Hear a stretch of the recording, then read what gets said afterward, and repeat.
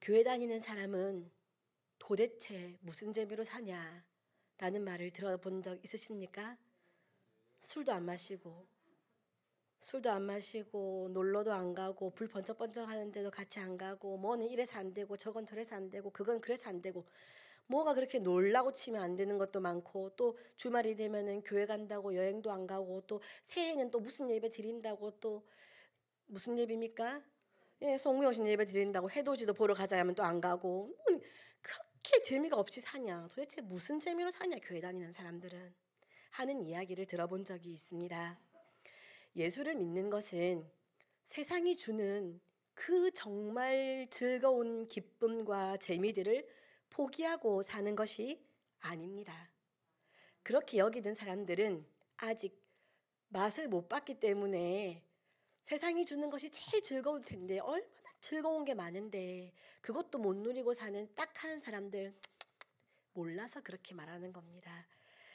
하나님을 믿는다는 것은 기쁨과 즐거움과 행복을 포기하는 삶을 사는 것이 아니라 오히려 하나님으로 인한 정말 제대로 된 기쁨, 즐거움, 행복을 누리면서 그것이 너무 감격적이라서 그 기쁨을 예배를 통해 하나님을 영화롭게 하는 행동을 통해 살아가는 것, 그것이 그리스도인들의 삶이라고 할 수 있겠습니다. 오늘 이 기쁨을 잘 보여주는 다윗을 보면서 우리 성도님들에게도 다윗이 너무너무 행복했던 그 행복한 마음, 그것이 오늘 예배를 드리시는 새벽교회 귀한 성도님들 삶에도 함께 하시기를 소원합니다. 법궤가 예루살렘 다윗성 안으로 들어오자 다윗은 너무 기뻐하면서 하나님 앞에서 뛰놀며 춤을 추었습니다. 하나님의 임재의 상징이 되는 법궤가 다윗에게로 와서 그와 함께 하신다는 것이 다윗은 너무나 기뻐서 주체할 수가 없었습니다. 그래서 할 수 있는 최선의 기쁨을 표현한다고 뛰놀고 춤을 추었습니다. 이 모습은 왕의 채통이라는 것은 전혀 신경 쓰지 않는 어린아이와 같은 모습입니다. 이때 다윗의 나이가 얼마쯤 되었겠습니까? 그런데 다윗은 내 나이, 내 성별, 내가 지금 왕인데 이런 모든 것과 상관없이 어린아이처럼 뛰어 춤추며 하나님을 예배했습니다. 그런데 다윗의 모습을 본 미갈은 방탕한 자가 염치 없이 자기 몸을 드러내는 것 같이 계집종들 앞에서 다윗이 몸을 드러내고 있는 것과 같다고 비꼬며 비난했습니다. 미갈은 다윗이 사람들 앞에서 왕의 채통을 떨어뜨려 버린 것이 너무나 못마땅했던 것입니다. 그러나 다윗이 이렇게 체면을 차리지 않고 뛰놀며 춤을 춘 것은 하나님 앞에서 한 것이었습니다. 미갈 눈에는 수많은 백성들과 다윗의 처첩들이 보였기 때문에 그 사람들이 다윗의 모습을 어떻게 평가할지에 대한 생각이 미갈의 머릿속을 가득 채웠습니다. 다윗이 무시당하게 되면 그의 아내 된 미갈 자신의 위엄도 떨어질 것이기 때문에 미갈은 다윗이 그런 행동을 보이는 것이 너무나 못마땅했습니다. 이 부분에서 잠시 생각해 볼 것이 있습니다. 미갈은 지금 어디에 있습니까? 하나님의 궤가 들어오는 이 감격적인 순간에 모든 이스라엘 백성들이 모여있는 그 무리 속에 미갈은 그들과 또 남편인 다윗과 함께 있지 않고 미갈은 지금 왕궁 안에서 창을 통해 내다보고 있었습니다. 하나님을 기뻐 뛰노는 무리와 함께하지 않으니 그들과 한 마음이 되어 하나님이 이곳으로 오신다는 것이 즐겁지 않으니 미갈의 눈에는 못마땅한 것만 보였습니다. 모든 사람들이 기뻐하고 즐거워해도 미갈의 마음에는 기쁨과 즐거움이 없습니다. 왕궁 안에서 창을 통해 그들을 바라보고 있던 미갈의 마음에는 화가 났고 못마땅한 감정으로 가득했습니다. 함께한다, 함께하지 않는다의 차이는 이렇게 큰 차이를 줍니다. 다윗은요, 미갈은 그런 눈으로 바라보았지만 다윗의 눈에는요, 비천한 자신을 택하셔서 이스라엘의 왕으로 삼으신 하나님, 그분만 보였고 그분께서 베푸신 은혜와 사랑만 생각이 나서 하나님의 그 은혜에 감사한 마음으로만 가득 차 있었습니다. 다윗은 사람들의 시선을 개의치 않았습니다.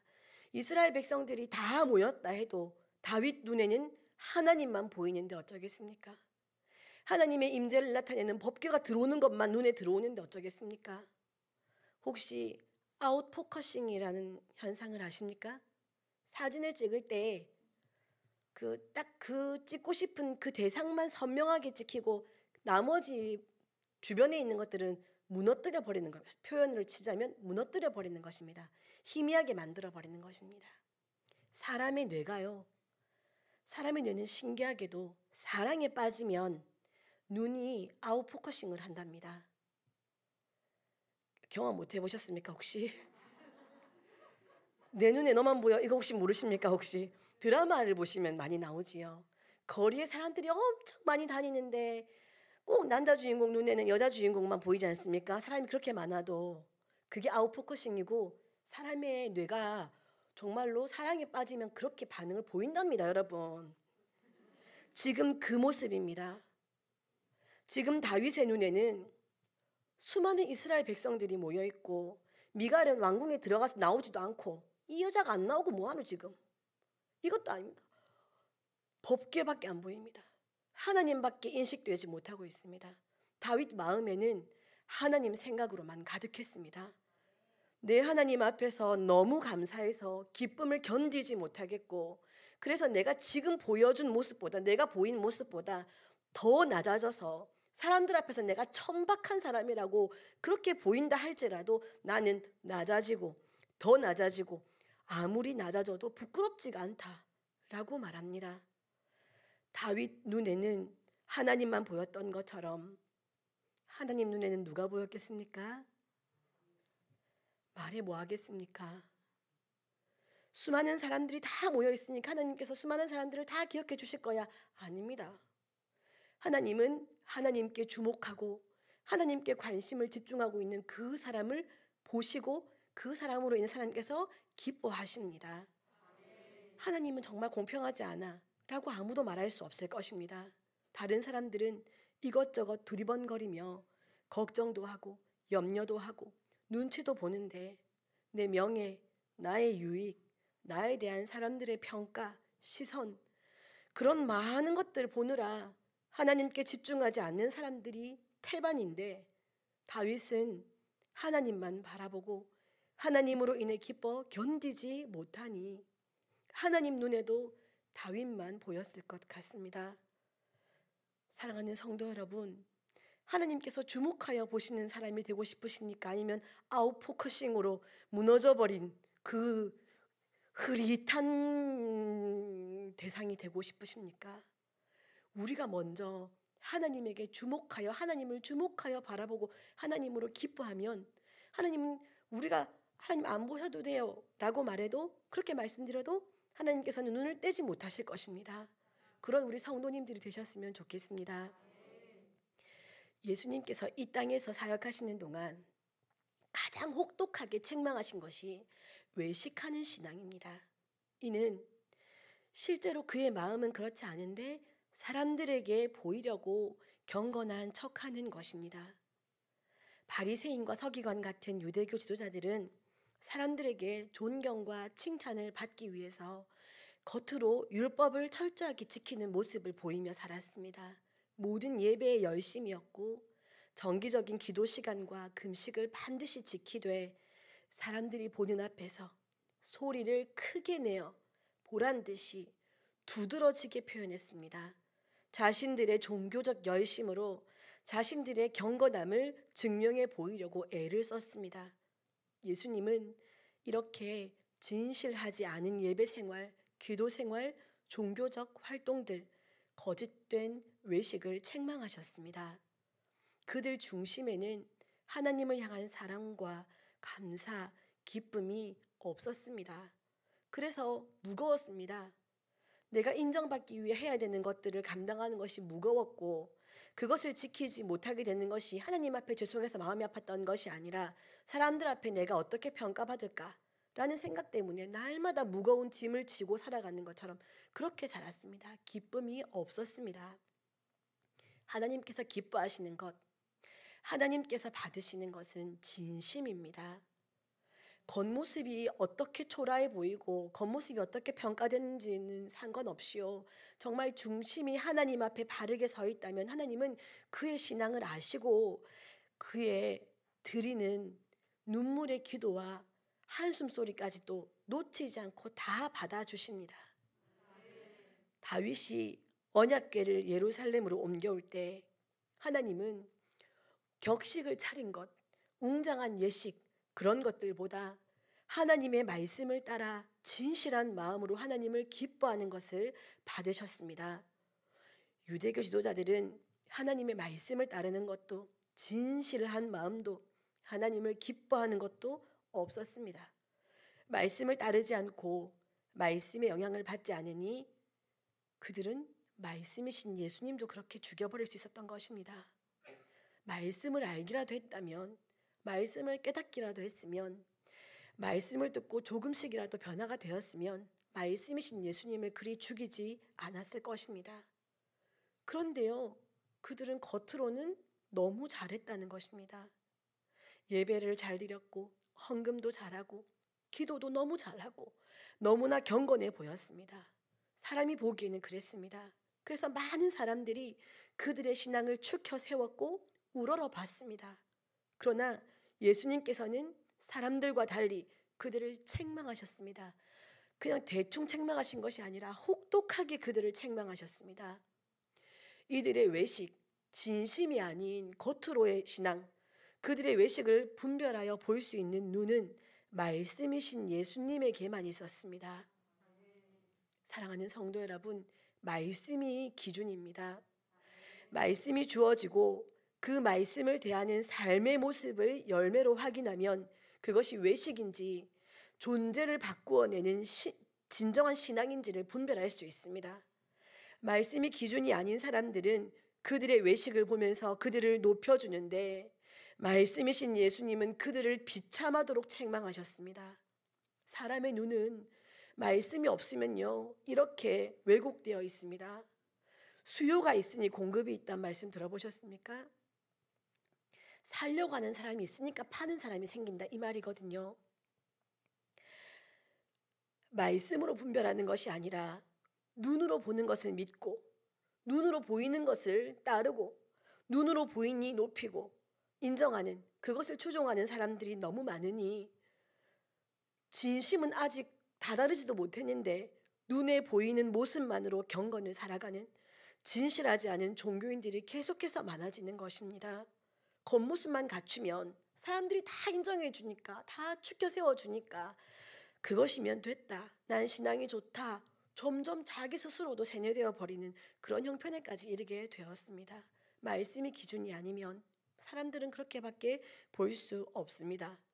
본문에서도 미갈의 눈에는 사람만 보이고 사람의 평가만 들리는데 하나님을 진심으로 믿고 사랑하고 따르는 다윗의 눈에는 하나님만 보이고 그분의 은혜만 보였습니다. 사람에게 영광을 돌리지 않습니다. 오직 하나님께만 영광을 돌릴 수밖에 없는 것입니다. 하나님께 다윗이 얼마나 예쁘게 보였을지 말해 뭐하겠습니까? 너 춤이 박자가 틀렸다 야. 야 너 그 춤이 좀 세련되지 못하다 야. 웬 말입니까?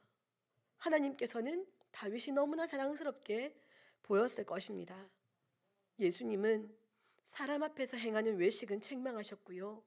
어린 아이와 같이 하나님 나라를 겸손하게 받드는 자만이 하나님 나라에 들어갈 수 있다고 말씀하십니다.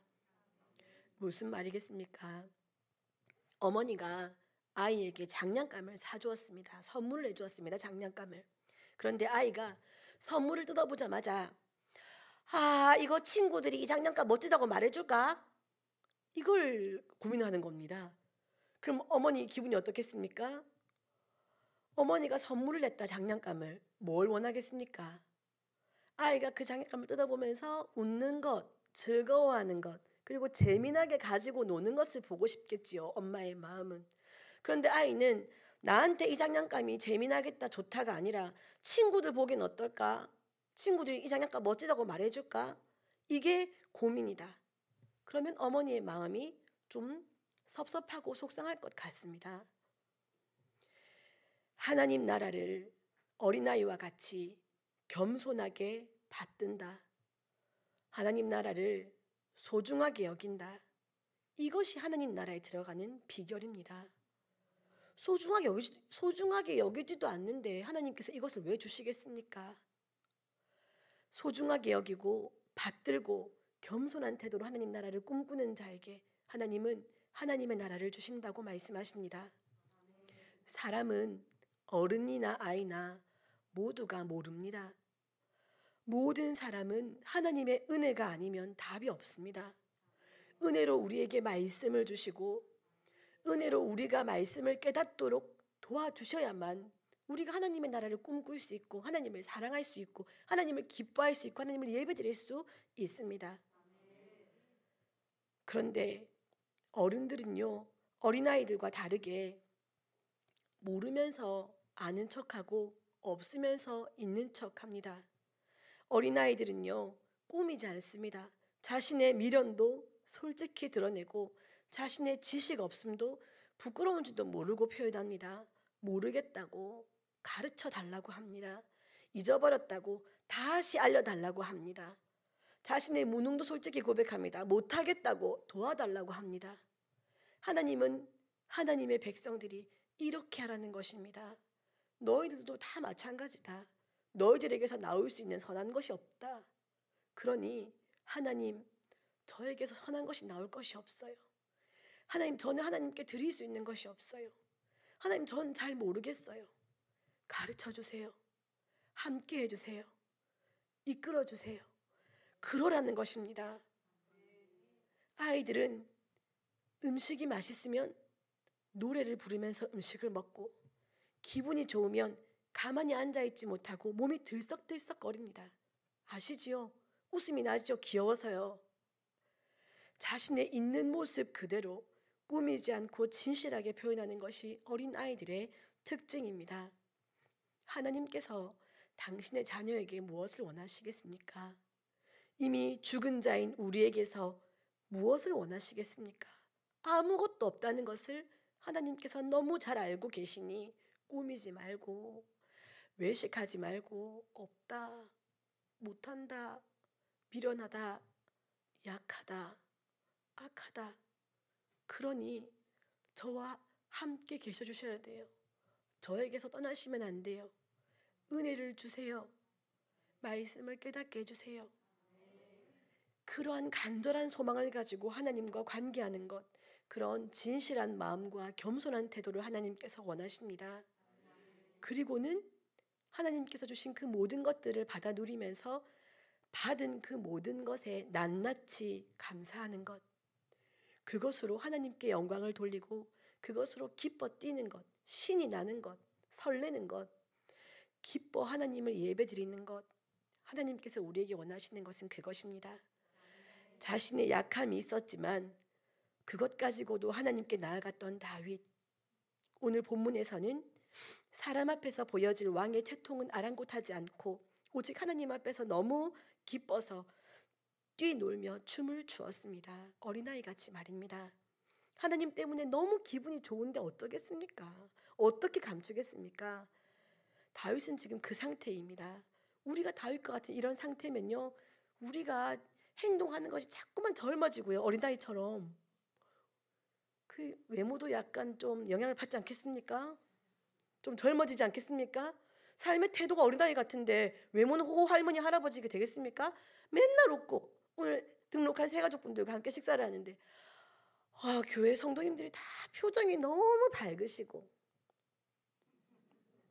너무 젊어 보이시고 그러시더라고요. 우리가 어린아이와 같은 마음으로 하나님을 섬기면 우리의 외모도 거기에 따라가지 않겠냐, 저는 그렇게 생각하는 바입니다. 말씀 마무리하겠습니다. 우리도 다윗과 똑같은 구원의 복을 받은 하나님의 백성입니다. 다윗만 아주 특별한 무언가를 받은 것이 아닙니다. 우리는 다윗보다 덜 받고 우리는 하나님께 받지 못한 것이 아닙니다. 우리도 하나님께서 자신의 선하신 뜻을 따라 우리를 택해 주셔서 죄로 인해 당연히 멸망할 자였으나 하나님과 함께하는 복을 누리며 살게 되었습니다. 아무리 찾아 헤매도 어디에 진정한 행복이 있는지, 어디에 진정한 기쁨이 있는지 모르는 무지하고 미련한 우리도 모르는 사이에 그냥 그렇게 기쁨과 행복의 자리에 앉아 있게 된 것입니다. 우리가 알고 찾아온 것이 아닙니다. 다윗과 똑같이 우리는 값없는 은혜로 지금 이 자리에 앉아 하나님께서 값없이 주시는 기쁨과 행복을 누리며 살게 되었습니다. 이 은혜와 사랑이 너무도 감사하여 우리도 다윗과 같이 뛰놀며 춤을 추며 하나님께 예배를 드리는 것이 마땅합니다.